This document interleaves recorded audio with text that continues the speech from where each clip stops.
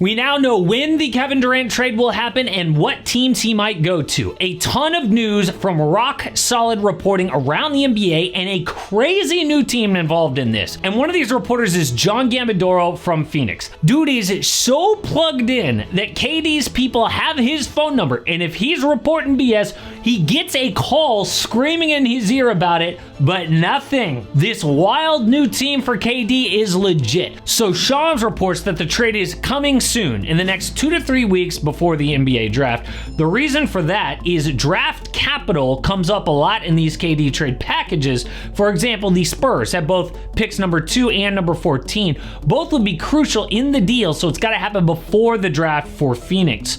But who are the other teams involved? Well, in just a few weeks, Durant will be a brand new member of the Rockets, Spurs, Timberwolves, Knicks, Heat, or Clippers. Yes, the Clippers are now involved in Kevin Durant, but what could they even trade? Well, the real question is, could they beat other teams' offers? But before that, the Suns did something very weird. In a complete mess, most expensive team ever, and missed the playoffs, the owner Matt Ishbia hires a new top front office guy, Brian Gregory, who no one had ever heard of before. Why? Because he is a college coach the last 30 years. His first ever NBA job was 11 months ago when he got hired by the Suns. And how did he even get that job? Because he was an assistant at Michigan State when Matt Ishbia played there. And you might say, who cares? I mean, nobody knows like potential and secrets in the draft than a college guy who's been there for 30 years. He knows all the young talent probably better than any other GM. Yeah, if the Suns had any draft picks, which they don't, and Matt Ishbia even says he refuses to build through the draft with high picks. So this is the exact opposite of a guy that you would want to lead your front office.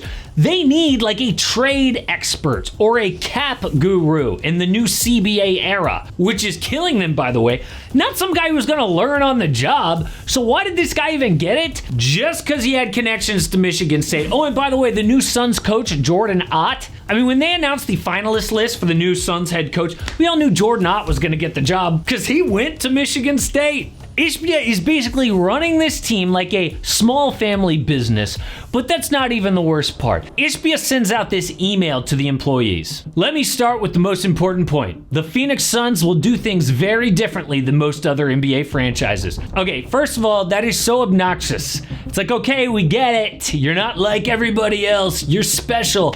Every single billionaire talks like this. They're all unique. I will be extremely active in the decisions and management of this organization. I will be deeply involved in ensuring that basketball operations is performing at the highest level. I'm aware that this approach is different from most other NBA franchises. I'm not the conventional NBA owner. And I've tried running the typical NBA owner playbook, hiring experts, getting out of the way, and none of us were happy with the outcome. What? There is so much wrong with that. First of all, after buying the team, first thing he did was force through the Kevin Durant trade. It was his idea to add Cam Johnson and more picks.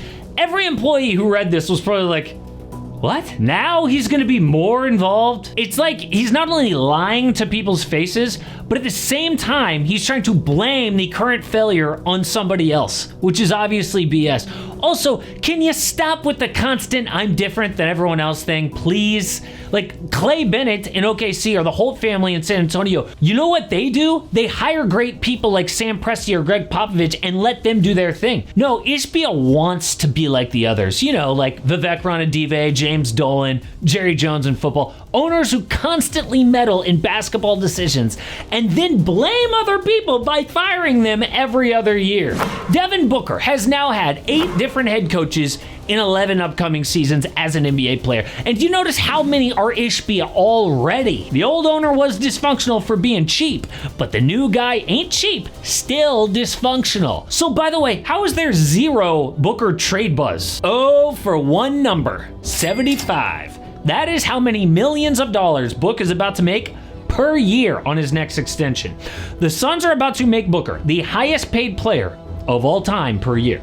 Maybe he asks out after signing, but Dude's about to make almost $1 million per NBA game. But we know that KD is about to go, so who is going to get him? Well, we already talked about the Timberwolves, who will not include Jaden McDaniels. But the new team, the Clippers, obviously are all in, right? They could sign KD to a 2-year extension, which lines up his money on their books. So in 2028, they would have more cap space than anyone. But I believe off the table are Kawhi and Ivica Zubac, and the Suns don't even want James Harden. Now, Zoo took such a huge leap last year, I think he's now untouchable. The deal is, Clips get KD for Norm Powell, Derrick Jones Jr., Bogdan Bogdanovic, and the number 30 pick. So Phoenix gets the high quality depth that they need, including DJJ, who is a legit 3-and-D player, Norman Powell, who is a fringe all-star, and a late first. But I think other teams could beat that offer, like the San Antonio Spurs. Now, that Phoenix reporter we talked about suggested they might actually be the front runner. Pair KD with Victor Wembanyama, and De'Aaron Fox could be lethal in the West. Plus, they got Fox for so cheap, they can still make this KD trade without gutting their roster, which is absolutely the front of KD's mind. You want to go somewhere that just gutted their roster to get him. So the deal is, the Spurs get Durant for Devin Vassell, Harrison Barnes, Jeremy Sohan, and the number 14 pick. Now, Phoenix would love either the number 2 pick or current Rookie of the Year, Stephon Castle, but reports say that there is zero chance of them getting either of those. Instead, they have to just settle for Vassell, who's a 24-year-old 3-and-D wing, and that lottery pick, which is probably the best that Phoenix is going to get from any team outside of Houston who could offer number 10. But one name that we are not going to hear is Karl Anthony Towns from the Knicks. That same reporter says Phoenix has zero interest in Cat, which is sad actually for somebody who's under 30 years old and a current NBA All-Star. But what about those Rockets?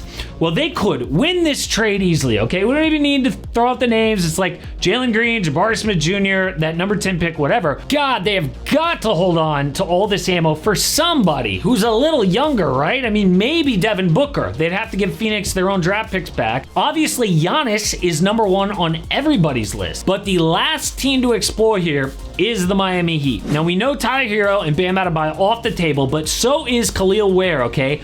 The rookie was way too good for Miami, who doesn't have any real draft picks coming up. They need to hold on to all the youth they can. So their offer is KD for Andrew Wiggins, Robert Williams III, Nikola Jovic, 2 first-round picks, and the Blazers get Duncan Robinson for Time Lord.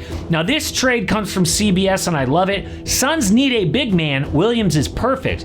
But Miami has to offer more draft capital than anyone because they are refusing to put any of their higher-level talent in the deal. Out of all the trades, I think this one is least likely, but Jovic, Rob Will, and 2 picks is tasty. But either way, there is a lot of drama in Phoenix right now. They need this KD trade to boost their next era of Suns basketball. But does it even matter with such a crazy owner in charge? But there is also a new twist in the Giannis trade. I don't think this Knicks report is legit, but one other team could make things very interesting for Milwaukee.